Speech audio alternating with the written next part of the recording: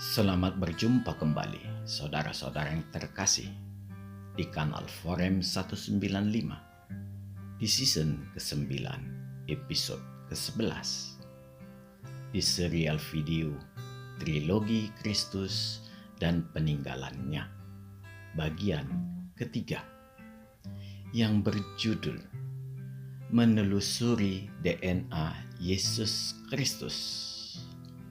Mungkinkah ada peninggalan physical property Yesus Kristus?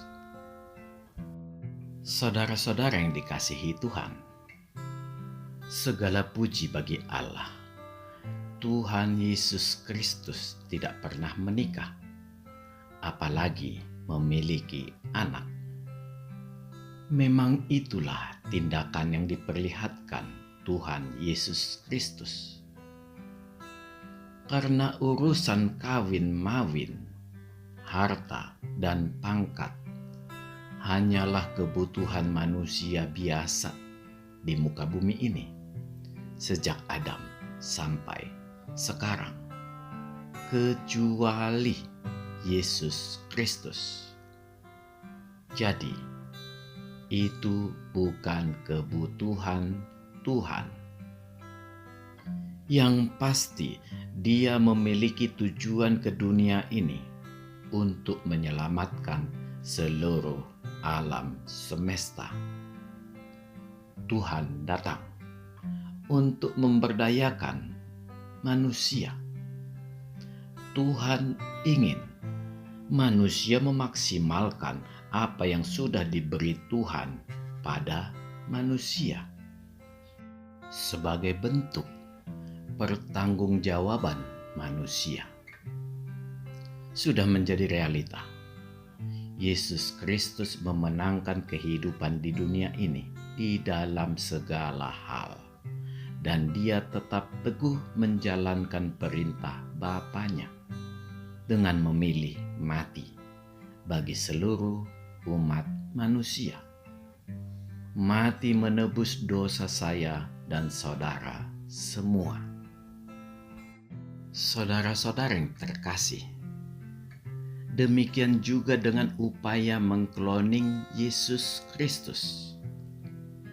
Dari episode sebelumnya kita sudah paham bahwa DNA Yesus Kristus adalah DNA Tuhan. Dan DNA Tuhan inilah membuat orang sangat penasaran untuk melakukan cloning. Secara umum, dunia kekristenan pasti menyetujui niatan ini. Dan sejujurnya lah, termasuk saya juga. Permasalahannya, apakah bisa kita lakukan cloning itu? Inilah yang hendak kita pelajari, sekaligus menuntaskan kepenasaran hati kita. Mengapa proses cloning itu belum dilakukan juga? Atau memang sudah dilakukan, tetapi hasilnya tidak memuaskan? Padahal, berdasarkan realita yang banyak diungkapkan orang, begitu banyak sebenarnya yang diperbuat Allah dan seharusnya meninggalkan jejak, tetapi semua lenyap tanpa meninggalkan identitas atau sidik diri Allah. Saudara-saudara yang terkasih, dasar untuk melakukan cloning sebenarnya sangat kuat, karena begitu banyak peninggalan-peninggalan yang bersifat pribadi yang dimiliki Yesus Kristus atau minimal pernah bersentuhan dengannya. Tetapi, mengapa tidak ada tindak lanjut secara ilmu pengetahuan dan teknologi? Semua sunyi. Dan ini menimbulkan pertanyaan, apakah yang terjadi? Apa dan mengapa belum muncul cloning ini? Sangat wajar kita pertanyakan. Mengingat begitu banyaknya penelitian-penelitian yang mendalam tentang Yesus Kristus. Ada dua hal penting yang harus kita pisahkan di sini. Yang pertama adalah penelitian tentang peninggalan sejarah yang berupa barang-barang fisik seperti tempat Yesus lahir, barang hasil karyanya sebagai tukang kayu, sebagaimana ayah dunianya Yusuf. Juga barang fisik dari mulai dia disalib sampai dia naik ke sorga. Yang kedua, penelitian yang merupakan identitas Tuhan secara personal atau yang merupakan properti diri atau kepemilikan yang mewakili identitas seseorang, seperti tetesan darah, rambut, kuku, atau lainnya, yang kesemuanya bermuara pada DNA. Di renungan ini, saya ingin mengajak saudara semua untuk berpikir kritis mengapa sejauh ini cloning itu belum diperlihatkan hasilnya. Itu suatu hal yang mustahil, mengingat kemajuan yang luar biasa di dalam ilmu pengetahuan dan teknologi. Bahkan, manusia sudah berhasil mengkloning hewan yang sudah punah dan tentunya usia keberadaannya jauh lebih tua dari zaman Yesus Kristus. Sekali lagi, kita bertanya, apa sebenarnya yang terjadi? Saudara-saudara yang dikasihi Tuhan, kita harus melihat alasan kuat untuk melakukan cloning pada DNA Yesus Kristus. Secara sejarah memang tidak bisa dibantah bahwa pernah ada manusia yang luar biasa yang bernama Yesus Kristus. Bahkan, saya sangat meyakini sejarah kehidupan Yesus Kristus adalah sejarah yang paling lengkap yang pernah dimiliki seorang manusia di dunia ini. Begitu lengkapnya, sejarah itu sudah dimulai sebelum dia lahir, bahkan sudah diisyaratkan Allah Yahweh sendiri sejak manusia pertama masih ada. Ini bisa kita lihat di kitab Kejadian 3 ayat 15. Inilah biografi seseorang yang ditulis oleh banyak orang, dari banyak sejarah, dari banyak latar belakang, dan dari banyak profesi. Sebuah biografi yang sedemikian lengkap, dari mulai manusia pertama jatuh ke dalam dosa, yaitu Adam, sampai manusia yang kelak berperan sebagai saksi terjadinya nubuat kitab Wahyu, di mana Yesus Kristus menghakimi seluruh manusia dan iblis. Sekaligus juga memperlihatkan seluruh leluhur Yesus Kristus sampai kediriannya, bahkan sampai segala yang diperbuatnya yang masih mampu diamati orang. Iya, memang manusia tidak mampu mengamati seluruh yang dilakukan Yesus Kristus, dan ini diungkapkan Rasul Yohanes di bagian akhir kitabnya di Yohanes 21 ayat 25. Dari sisi biografi sangat jelas, memanglah manusia Yesus Kristus itu ada, ditambah peninggalan jejak sejarahnya, baik secara kisah maupun fisik. Saudara-saudara yang terkasih, sebagai Allah, tidak terhitung peristiwa yang menghebohkan yang dilakukannya, baik yang dilakukannya di hadapan murid-muridnya atau bersama ribuan orang sekaligus, seperti menyembuhkan orang sakit, mengusir roh-roh jahat, membangkitkan orang mati, menenangkan badai, memberi makan ribuan orang, ditambah 3 peristiwa fenomenal yang berkaitan dengan kelahiran, kematian, dan kenaikannya ke sorga, yang juga diikuti begitu banyak keajaiban di dalam tatapan mata banyak orang. Semua peristiwa itu tercatat dan dicatat para saksi mata. Ya, semua peristiwa ajaib hanya bisa dikatakan benar-benar terjadi apabila banyak orang menjadi saksi. Keluar biasaan manusia Yesus Kristus inilah yang ingin dimunculkan manusia kembali melalui proses cloning. Saudara-saudara yang terkasih, begitu banyak sebenarnya waktu tersedia untuk dapat dilakukan proses cloning Yesus Kristus. Sekalipun teknologinya belum sempurna, tetap sudah bisa dilakukan. Dan sampel darah yang dimiliki relatif banyak. Sekalipun yang sering dibicarakan orang adalah yang berasal dari selembar kain kafan Turin. Yang harus kita pikirkan adalah mengenai kain sampel ini harus dilakukan tracing atau pelacakan. Memanglah, seketat apapun disimpan kain kafan Turin itu, tetapi kemampuan manusia dalam bernegosiasi akan tetap berpengaruh, yang bisa mengakibatkan keabsahan sebuah sampel menjadi tidak bisa dipercaya lagi. Sebuah kenyataan yang tidak bisa kita pungkiri adalah yang mengkoleksi, yang menjaga, dan yang meregulasi tetaplah manusia. Seperti yang saya katakan, manusia adalah makhluk yang memiliki kemampuan bernegosiasi.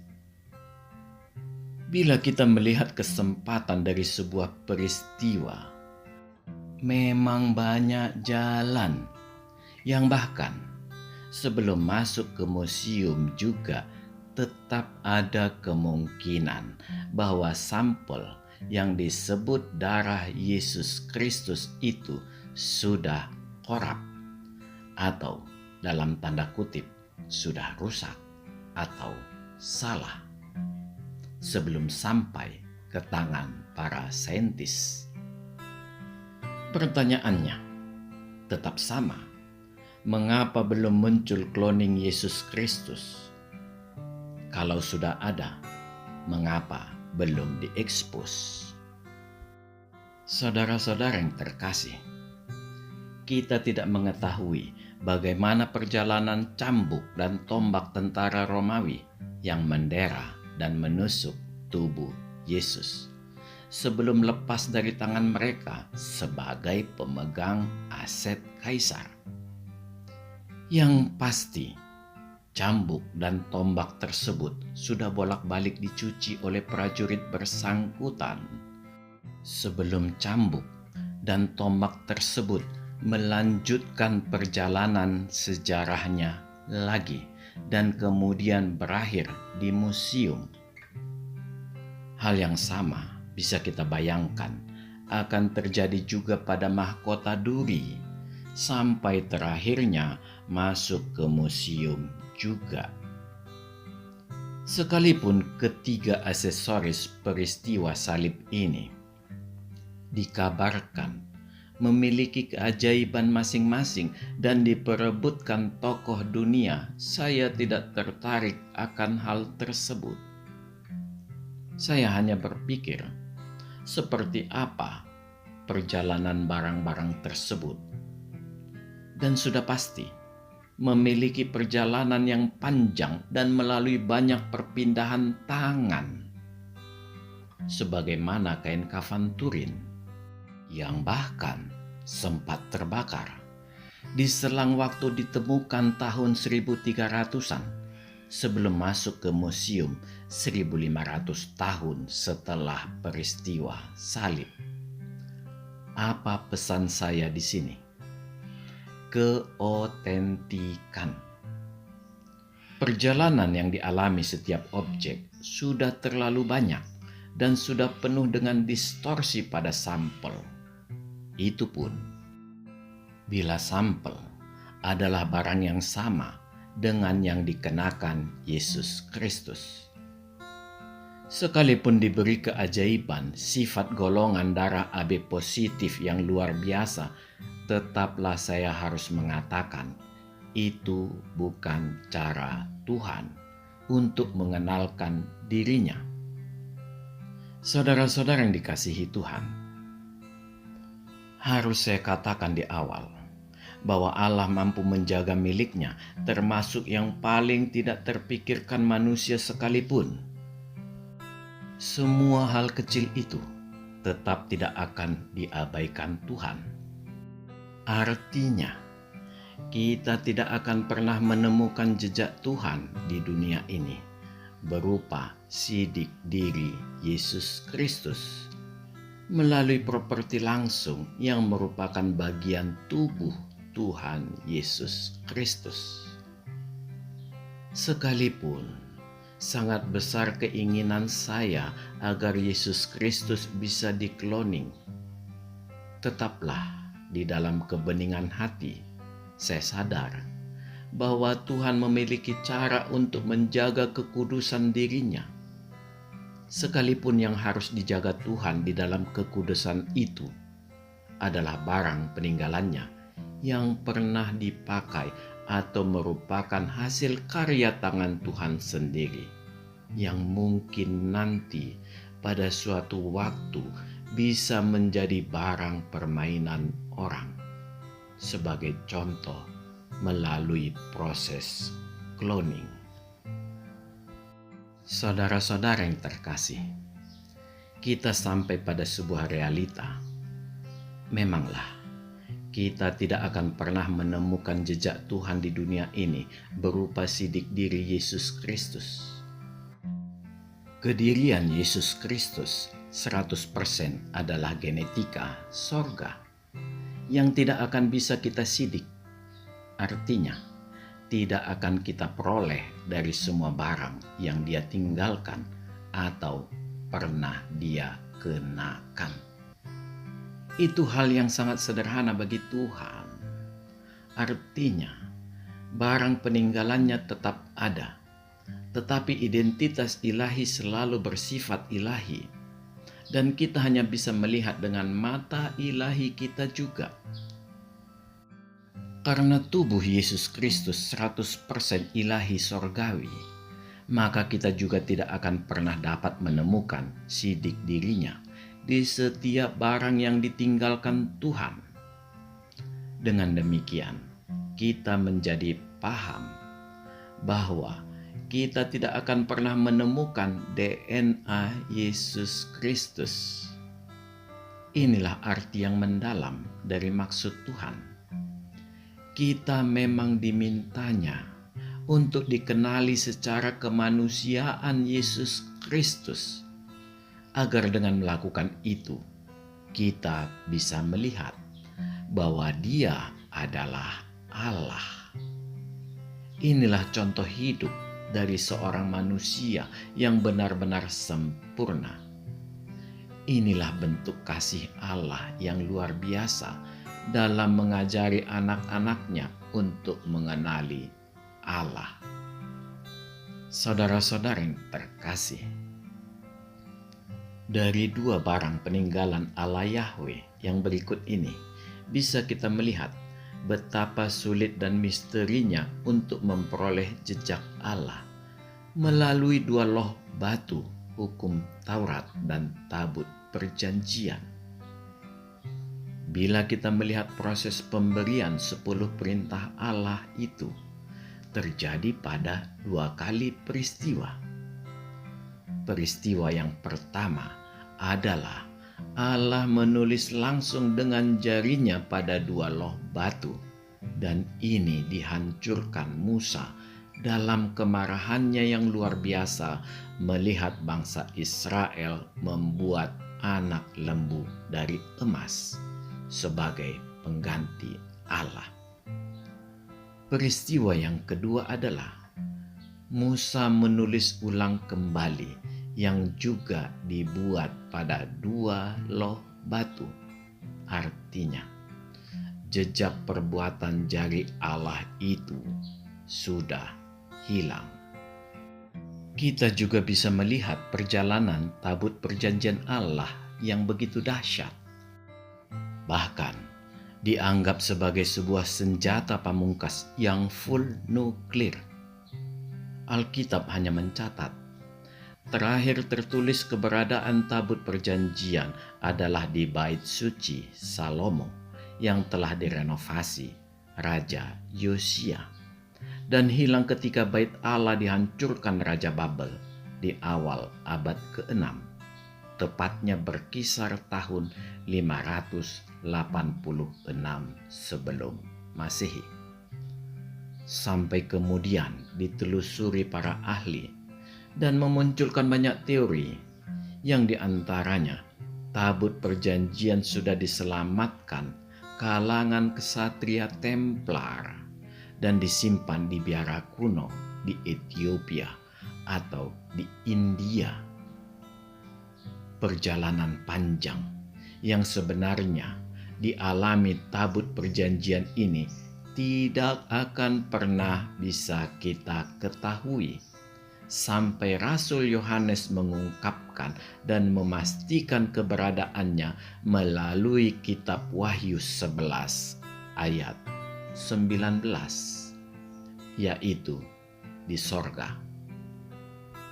Saudara-saudara yang dikasihi Tuhan, sebagaimana firman Tuhan di Yeremia 3 ayat 16 tentang tabut perjanjian Tuhan, bahwa barang-barang Tuhan akan dilupakan orang dan tidak akan dibicarakan lagi.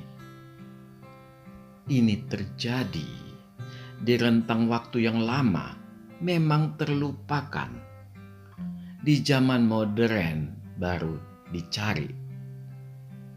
Seiring dengan meningkatnya pemahaman kita pada Yesus Kristus, dengan mengenal Dia adalah Tuhan, maka kita menjadi paham tidak ada gunanya meneliti Tuhan tanpa memahami keilahiannya.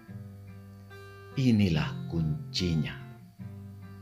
Jadi, keilahiannya tetap melekat pada Yesus Kristus. Oleh karena itu, Yesus Kristus tidak pernah meninggalkan di properti fisiknya secara personal berupa ciri DNA Tuhan. Artinya, di setiap objek sampel yang akan diteliti tidak akan ditemukan DNA Tuhan. Ini mengakibatkan para ilmuwan menjadi stuck atau kehilangan akal ketika hendak mengkloning. Karena di seluruh sampel tidak ditemukan DNA Tuhan. Atau DNA itu tidak lengkap karena sudah rusak. Atau berasal dari sampel yang salah. Sekarang kita mengerti. Andai kata suatu saat ada berita bahwa Yesus Kristus berhasil dikloning, saya sangat yakin Yesus hasil kloning tersebut akan sibuk mencari duit, pelesir, nonton film, dan lain-lain. Yang kesemuanya itu memperlihatkan dia dikloning bukan dari sampel Tuhan. Artinya, di dalam sampel itu tidak akan pernah kita peroleh pola DNA milik Tuhan. Saudara-saudara yang dikasihi Tuhan, kita sebagai orang Kristen memahami adanya dosa warisan, dan itu nyata karena terjadi degradasi atau penurunan kualitas daya topang hidup manusia. Ketika manusia jatuh ke dalam dosa, seketika itu juga manusia mengalami kematian di dalam tingkat sel. Bila kita mendalami ke dalam diri kita, maka Hanya dua hal yang mampu meneruskan dosa warisan ini dari satu generasi ke generasi berikutnya, yaitu ketidaksempurnaan roh manusia atau ketidaksempurnaan DNA. Bila mengenai roh manusia, Alkitab mengatakan bahwa itu milik Allah yang murni dari sorga, dan ini adalah pelita Tuhan yang ditempatkan Allah di dalam diri manusia ketika menciptakan manusia awal. Ketika manusia mati, roh manusianya kembali ke Allah. Ini adalah jembatan rohani penghubung antara Allah dan manusia. Inilah citra Allah atau gambar Allah yang berfungsi untuk memantulkan cahaya kemuliaan Allah dari dalam diri manusia. Citra Allah ini tidak bisa rusak, tetapi supportingnya di dalam diri manusia itu yang rusak. Jadi, ketika citra Allah tidak mampu memantulkan cahaya kemuliaan Allah dari dalam diri kita, ini hanya berarti hati kita semakin kelam, dipenuhi dengan kejahatan kita, sehingga menutupi citra Allah. Dengan demikian, kita menjadi paham, manusia sekarang ini mewarisi ketidaksempurnaan DNA manusia yang sudah jatuh ke dalam dosa. Saudara-saudara yang dikasihi Tuhan, sebuah pertanyaan, apakah tanpa DNA manusia dapat hidup? Memang harus kita akui tetap bisa, sekalipun tidak bisa berumur panjang, karena tetap dibutuhkan replikasi dan duplikasi sel dari ujung kaki sampai ujung rambut di sepanjang hidup kita. Bila kita mengikuti pola bahwa Yesus Kristus mewarisi DNA ibunya, Maria, tetaplah Yesus Kristus tidak banyak dipengaruhi DNA itu. Karena Tuhan tetaplah Tuhan yang dipenuhi misteri. Bukankah tidak ada manusia yang tahan, tidak makan dan tidak minum tanpa jeda selama 40 hari dan 40 malam selain Yesus Kristus? Bila memahami ini, kita bisa menganalogikan. Bukan hal yang aneh bila Tuhan mampu mempertahankan umurnya sampai berusia 33 tahun. Karena tugasnya bukan mengurus anak cucu, tetapi menyelamatkan seluruh alam semesta. Tuhan mampu mengurus dirinya sendiri, sebagaimana Dia mampu menghidupkan orang mati. Saudara-saudara yang dikasihi Tuhan, ada hal yang benar-benar harus kita renungkan secara mendalam dan di dalam kebeningan hati. Yesus Kristus adalah manusia dan Allah sejati. Yesus Kristus tidak mengenal dosa warisan. Ini hanya berarti di dalam diri Tuhan, Dia tidak mewarisi ketidaksempurnaan genetika. Jadi, Yesus Kristus tidak memiliki limit umur organiknya, tidak seperti kita manusia sekarang ini. Kita harus ingat juga bahwa di awalnya Adam tidak akan pernah mati, dikarenakan kesempurnaan manusia sejati ada di dalam dirinya. Inilah yang dikatakan Allah, bahwa Yesus Kristus adalah Adam terakhir, artinya Dia mewarisi kesempurnaan Adam pertama. Adam jatuh ke dalam dosa, tetapi Yesus Kristus tidak akan pernah bisa jatuh ke dalam dosa, karena seluruh unsur kemanusiaan Tuhan berupa benih yang sudah lengkap berasal dari sorga. Inilah yang membedakan Tuhan dengan Adam. Karena itulah sangat jelas Tuhan tidak akan bisa dikloning. Tuhan tahu perkembangan serta batas ilmu dan teknologi manusia. Ini memperlihatkan bahwa Tuhan selalu berada di garis asimptot atau limit di luar capaian manusia. Semua ini memperlihatkan bahwa Yesus Kristus adalah Allah. Amin. Tuhan memberkati kita. Marilah kita masuk ke saat teduh sejenak.